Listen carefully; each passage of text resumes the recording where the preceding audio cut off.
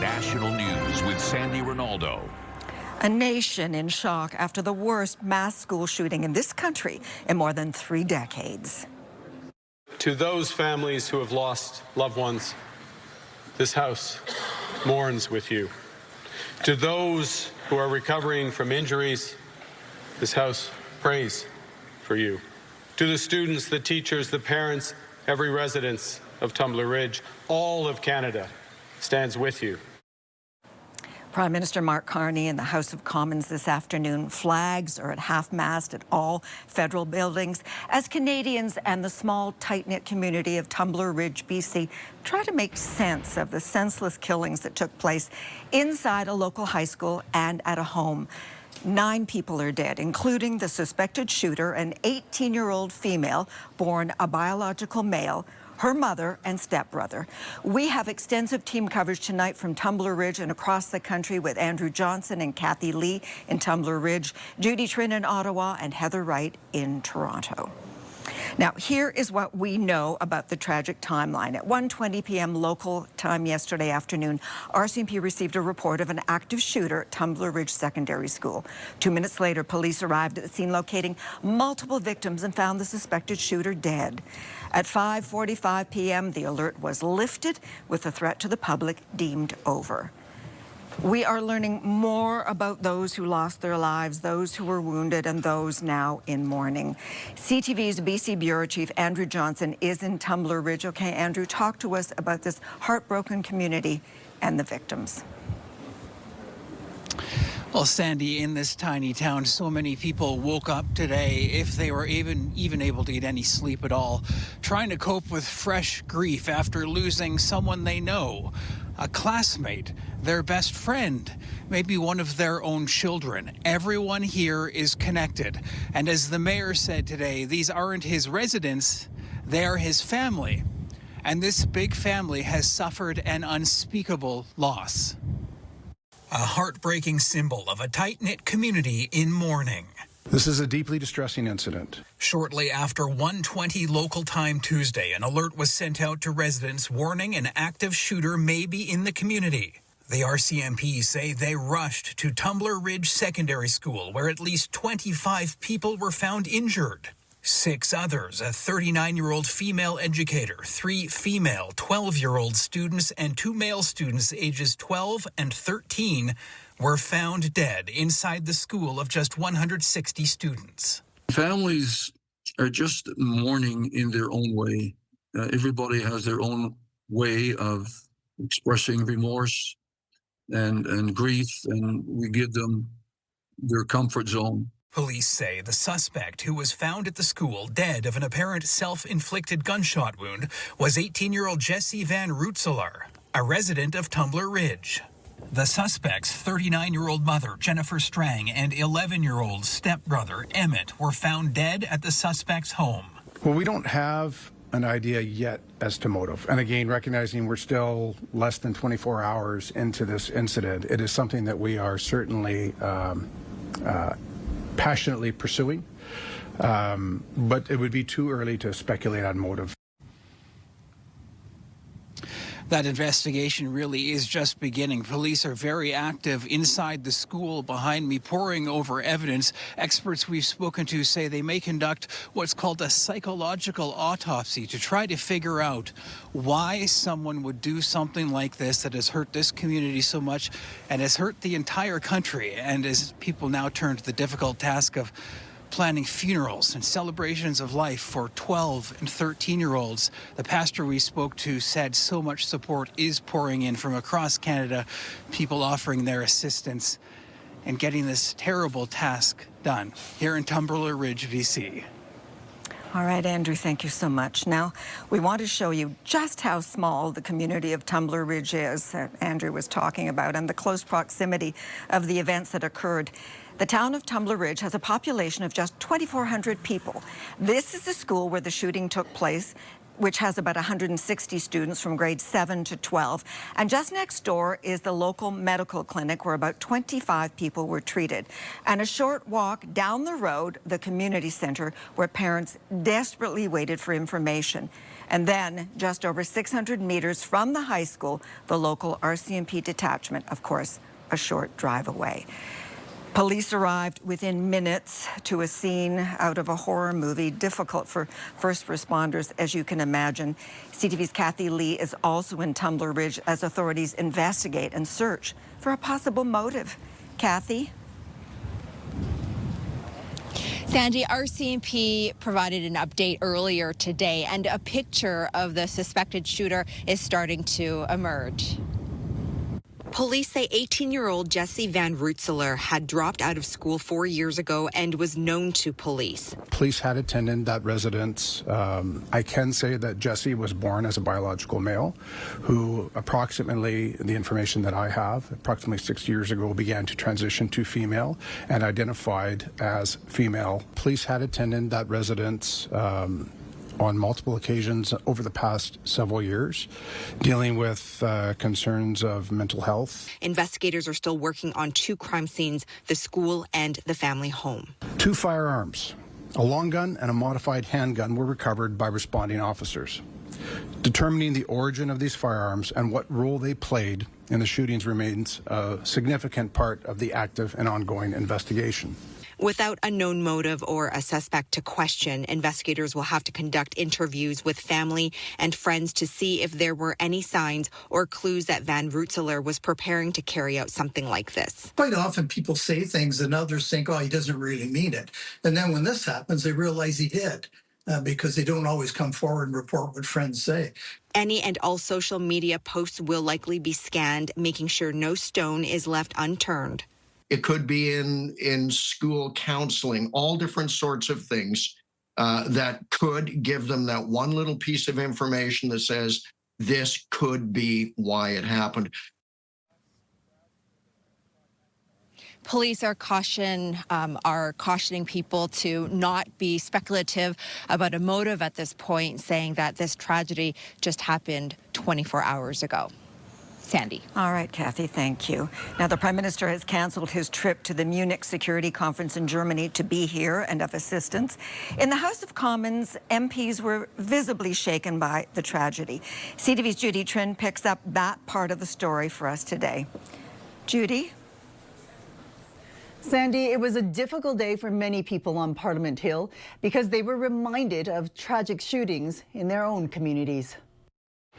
The maple leaf at half-mast, a pall over Parliament after the school shooting in Tumbler Ridge. Parents, grandparents, brothers, sisters began this day as their first day on earth without someone they loved dearly. What happened has left our nation in shock. The tragedy was marked by a moment of silence in the House of Commons, and the grief was felt across party lines. As a father, I can't even imagine the phone calls that parents might have received. I can't imagine the heartache and hell that they're living through. MPs are grappling with how the scale of the tragedy will be magnified in a town of 2,400 people. This violence unfolded at a school, a place meant to nurture and protect our children. For some, it brings back painful memories. In small-town Saskatchewan, a decade ago, a teenage gunman killed 4 people in La Loche. Buckley Belanger was a provincial politician at the time. The community is going to have a tough time moving forward. A lot of questions, but powerful emotions that they're going through right now. For others, the scourge of gun violence is felt deeper today. Just hours after the mass murder in BC, another tragedy unfolded in Quebec. On Kitigan-Zibi First Nation, a father killed his 2 children, then shot himself. To lose 2 children like that is just an unbelievable thing. A mass shooting is an incident where 3 or more people are shot. According to Statistics Canada data, since the year 2000, there have been 80 mass shootings in this country. Sandy. All right, Judy, in Ottawa. World leaders are expressing sadness, condemning the shooting and sending condolences. King Charles posted this message, quote, "In such a closely connected town, every child's name will be known and every family will be a neighbor. We can only begin to imagine the appalling shadow that has now descended across Tumbler Ridge." Just 2 months after the deadly Bondi Beach shooting, Australia's Prime Minister wrote that he is deeply shocked and saddened, and Australian hearts go out to the families and friends of the victims. Ukrainian President Volodymyr Zelensky also expressed shock, posting, "When children are killed, no one should remain indifferent," adding that such tragedies should never happen anywhere in the world. And India's Prime Minister Narendra Modi called the shooting horrendous, and that India stands in solidarity with the people of Canada in this moment of profound grief.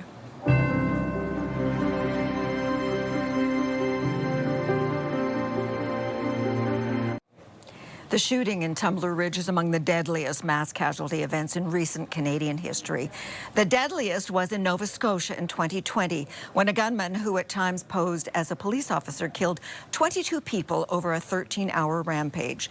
In Montreal in 1989, a gunman killed 14 students, all women, before taking his own life at École Polytechnique. It's the worst school shooting, now followed by Tumbler Ridge, with 8 people dead.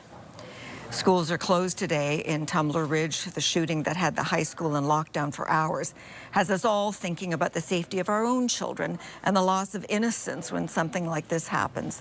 CTV's Heather Wright now on concerns over school security and how to talk to your kids. Heather? Well, Sandy, certainly a lot of questions today, not only about school safety, but also how to navigate the difficult questions that are likely to arise in the coming days. There are roughly 15,000 public schools in Canada with varying degrees of security systems in place. Today, many parents and students, though, wondering, is their school safe? The answer is yes. Public schools remain safe across this country. Alan Campbell is the president of the Canadian School Boards Association and says provinces and territories all have safe school measures in place that include lockdown procedures. And while it's still too early to know exactly what happened at Tumbler Ridge Secondary School yesterday, school boards will be looking for any lessons that might help them improve school safety. Campbell says that could include locking all school doors during the day, which is done in most places, but not everywhere. School boards may also choose to do more drills during the year. The minimum requirement is that schools are having lockdown drills and the like at least twice per school year. You know, is there a possible response to this event that sees that that frequency increasing? I think it's probably a reasonable thing to expect that in some jurisdictions those conversations will happen. Other conversations happening include difficult questions being asked by kids and teens. We're not used to hearing about like a high school shooting in Canada, and so it does make us, threaten our security and our safety. Dr. Rebecca Calais-Riddell is a clinical psychologist and says when explaining the shooting to kids, the most important thing is to make them feel safe. So keeping it, to a sentence that people were hurt, but there were a lot of brave people. And so with young kids, you want to kind of get in and get out and end with safety. Dr. Riddell also suggests answering questions honestly, but limiting details that might be too much for young people to handle. Sandy. Heather, thank you. And our extensive coverage of the tragedy in Tumbler Ridge continues online on our webpage, ctvnews.ca. Still ahead, how James Vanderbeek, a star of the big and small screen, is being remembered today.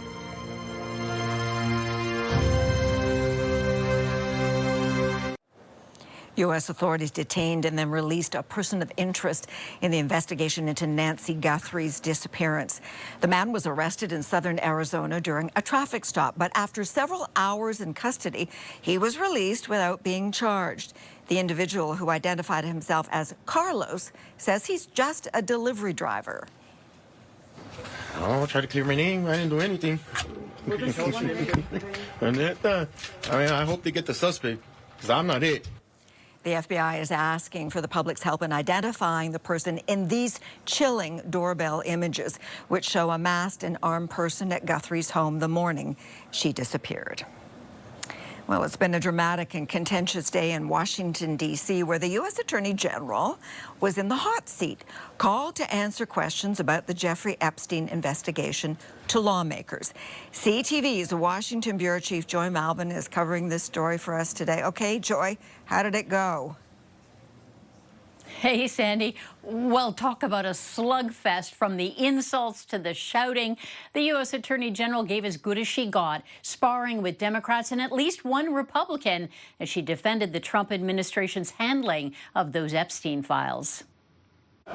Facing questions about her handling of the Jeffrey Epstein files, this was never going to be easy for the U.S. Attorney General. I have spent my entire career fighting for victims, and I will continue to do so. After releasing 3 million documents, critics accused Bondi's Justice Department of doing a sloppy job, from exposing survivors' privacy, failing to redact nude photos of victims, to allegations of protecting rich and powerful men, and scrubbing President Donald Trump's name from documents. Please raise your hands. And to Epstein survivors in the room, one Democrat demanded this of Bondi. Will you turn to them now and apologize for what your Department of Justice has put them through? And I will reclaim my time. Mr. Chairman, the gentleman is reclaimed her time. I'm not going to get in the gutter for her theatrics. At times, the hearing was more like a shouting match. I told you about that, Attorney General, before you started. You don't tell me. Yeah, I did tell you, because we saw what you did in the Senate. You're a lawyer, not even a lawyer. As Bondi defended her department and the president, the Republican who helped spearhead the files release, accusing the Trump administration of a cover-up. Because this is bigger than Watergate. This cover-up spans decades, and you are responsible for this portion of it. And with no real answers, survivors say they are still fighting for justice. The people who have harmed us, they are hidden, while survivors have been exposed. This is not protection.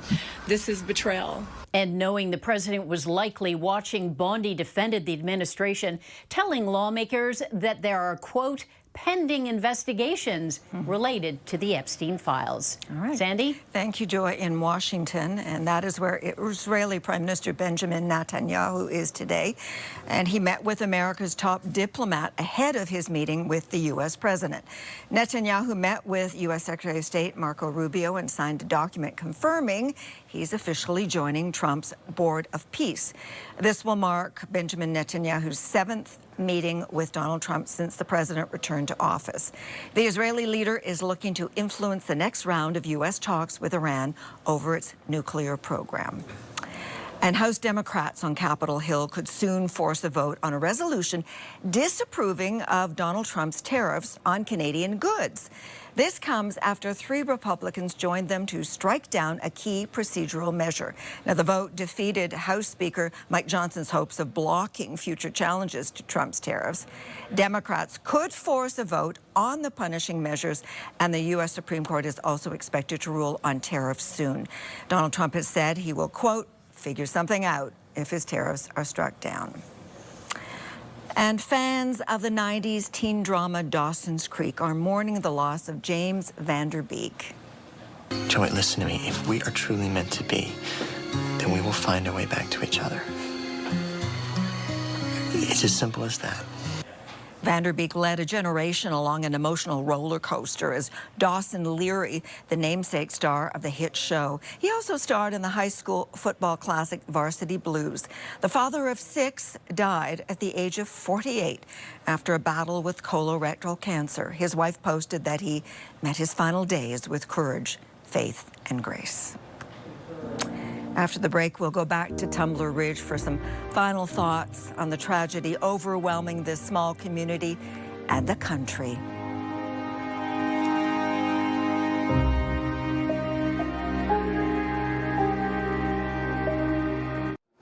We'd like to take a few minutes now just to return to our top story. Police in British Columbia have revealed new details about the shooting in Tumbler Ridge and what happened when officers got to the school. Upon arrival, there was active gunfire, and as officers approached the school, rounds were fired in their direction. Officers entered the school, to locate the threat. Within minutes, an individual confirmed to be the shooter was located deceased with what appeared to be a self-inflicted gunshot wound. The suspect has been identified as 18-year-old Jesse Van Rootselaar. 8 people were killed, plus Van Rootselaar, his mother, and his sibling. Among the dead are 5 students between the ages of 13 and 17, an adult educator, and as I said before, the shooter's mother and sibling. Now, the RCMP says that Van Rootselaar had a history of mental health incidents. The BC government has declared tomorrow a day of mourning. Now, we want to show you just how small that community is. Tumbler Ridge is the proximity of where all these events occurred. Now, the town itself has a population of just 2,400 people. This is the school where the shooting took place, which was about 160 students, has about from grade 7 to 12. And just next door is the local medical clinic where about 25 people were treated. And a short walk down the road, the community center where parents desperately waited for information. And then just over 600 meters from the high school, the local RCMP detachment, only a short drive away. All right, we want to talk to you a little bit also about that timeline. At 1:20 p.m. local time yesterday afternoon, police received a report of an active shooter. 2 minutes later, they arrived at the scene, locating multiple victims, found the suspected shooter dead. At 5:45 p.m., the alert was lifted with the threat to the public deemed over. All right, we want to bring in CTV's Andrew Johnson, our BC Bureau Chief. Talk about the impact this is having, not only just on people across the country, but obviously within the community itself. Give us a sense of what's going on around you. Are there police? Are there people milling around? What are you seeing, Andrew? Well, Sandy, police are very active outside the high school. Behind me, there are multiple police vehicles, police in protective gear. Obviously, they're scouring over the evidence inside the school and documenting everything. In terms of the people of Tumbler Ridge, it's quiet. There are flowers, a memorial growing outside the school. People are dropping flowers up at households. We just spoke to one family who lost a child at the school, 12-year-old Kylie Smith. She was 3 months away from her 13th birthday in grade 7. The family had heard nothing for hours yesterday after they sent her and her brother to school, then got a knock on their door in the evening from a 17-year-old student who told them their daughter had died, and the 17-year-old had tried to perform CPR on their daughter for 45 minutes. As they were all locked down inside the school, they're devastating stories, and there are so many people here affected by this, hunkering down right now in groups, gathering, trying to get through this, and this is really just the beginning of the police investigation. Sandy? Okay, Andrew, thank you for this. And we want to thank all of you for sharing your time with us on this very sad day that will stay with all of us for a long time. I'm Sandy Ronaldo. Bye for now. All I can say is stay safe out there.